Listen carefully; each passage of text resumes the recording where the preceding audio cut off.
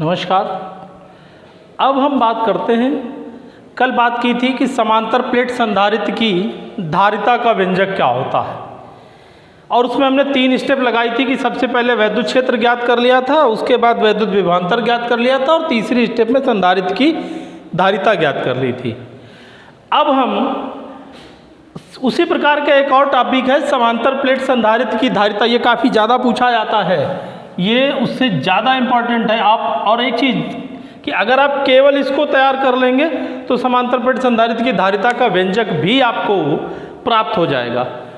तो हेडिंग है कि समांतर प्लेट संधारित्र की धारिता जबकि प्लेटों के बीच स्मॉल टी मोटाई की परावैद्युत पट्टी रखी हो, यानी कि प्लेटों के बीच हम एक परावैद्युत टी मोटाई की पट्टी रख देते हैं और तब धारिता का व्यंजक क्या आएगा उसको ज्ञात करते हैं। तो इसके लिए भी संधारित्र की प्लेटों के बीच टी मोटाई की पट्टी रखी गई है, इसके लिए भी हम वही स्टेप अपनाएंगे जो पीछे अपनाई थी, यानी सबसे पहले हम ई ज्ञात करेंगे, उसके बाद में V ज्ञात करेंगे, उसके बाद में C निकालेंगे। बस अंतर कितना है कि प्लेटों के बीच पहले वायु में हम E निकालेंगे, फिर प्लेट में E निकालेंगे, उसी प्रकार प्लेट वायु में V निकालेंगे और फिर टी मोटाई की पट्टी में V निकालेंगे और लास्ट में C ज्ञात करेंगे।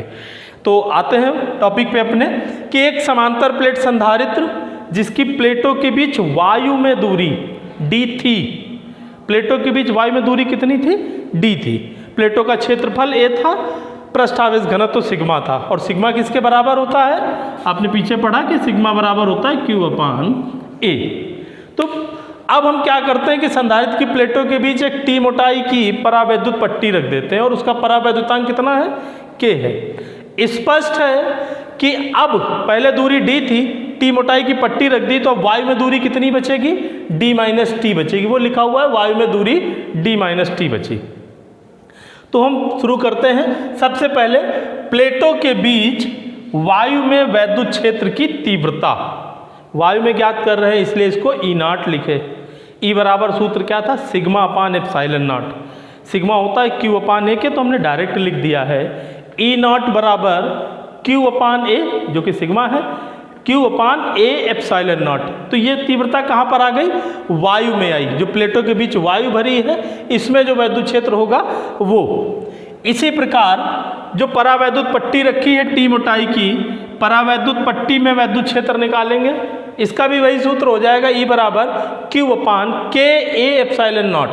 थोड़ा सा अंतर हुआ कि जो परावैद्युत पट्टी का परावैद्युतांक और ऐड कर दिया, तो अब हमें वैद्युत क्षेत्र मिल गए। कहाँ कहाँ? वायु में वैद्युत क्षेत्र मिला E0 बराबर Q/A∈0, और टी मोटाई की पट्टी में क्या मिला?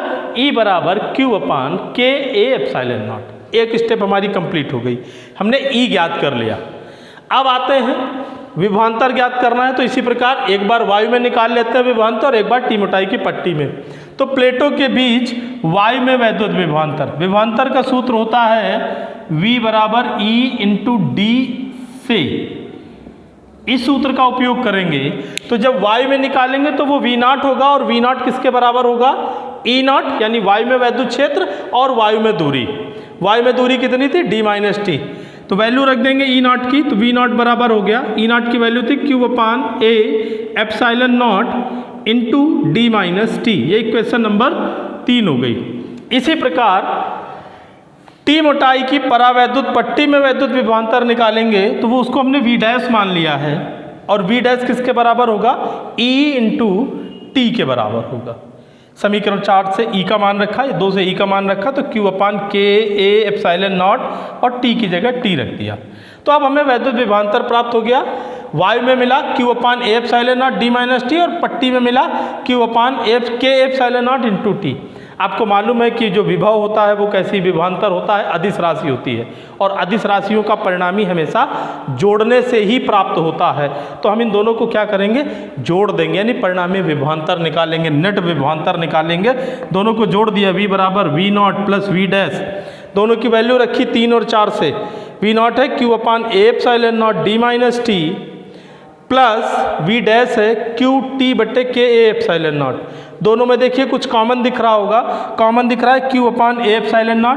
Q/A∈0 हमने कॉमन ले लिया, ब्रैकेट में बच गया D-T ये प्लस टी बटे के।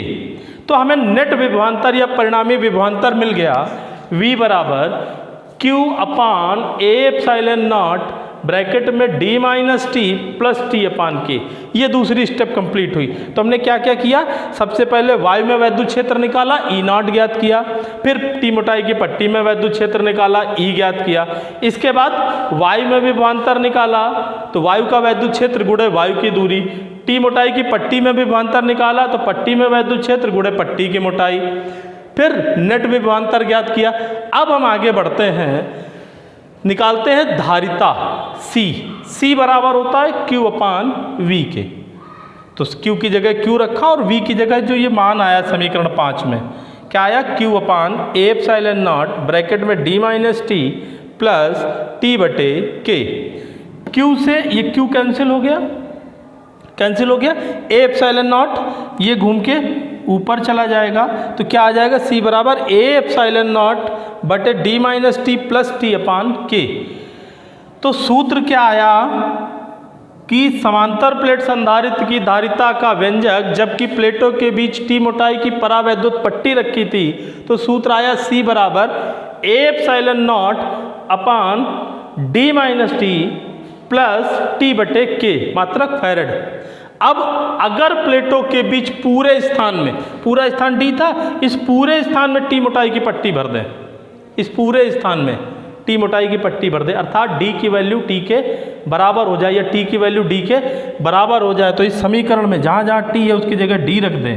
यदि d बराबर t हो जाए तो C बराबर क्या आ जाएगा, ए एप्सिलॉन नॉट बटे d minus D plus D by के, ये 0 हो जाएगा, के घूम के ऊपर आ जाएगा, C बराबर क्या आ गया, K A epsilon nought upon d, मिल गया। वही सूत्र समांतर प्लेट संधारित्र की धारिता का, समांतर प्लेट संधारित्र की धारिता का व्यंजक क्या आया था, के एप्सिलॉन नॉट अपॉन डी। यानी अगर आप केवल इस समीकरण को तैयार कर लेते हैं, जैसा कि हमने पहले बताया था कि अगर आप केवल इसको तैयार करते हैं तो इससे दोनों मिल जाएंगे, तो ज़्यादा प्रेफरेंस आप इसको देंगे कि समांतर प्लेट संधारित्र की धारिता जबकि टी मोटाई की पट्टी रखी हो। रिपीट करते हैं, प्लेटों के बीच वायु में वैद्युत क्षेत्र, फिर टी मोटाई की पट्टी में वैद्युत क्षेत्र, उसके बाद वैद्युत विभवांतर निकालते हैं वायु में, ये आ गया, टी मोटाई की पट्टी में निकाल लिया, दोनों को जोड़ देंगे, नेट विभवांतर आ गया, और फिर धारिता निकाल लेते हैं C बराबर Q अपान V। सूत्र आएगा C बराबर A epsilon nought upon d minus t plus t upon K. धन्यवाद।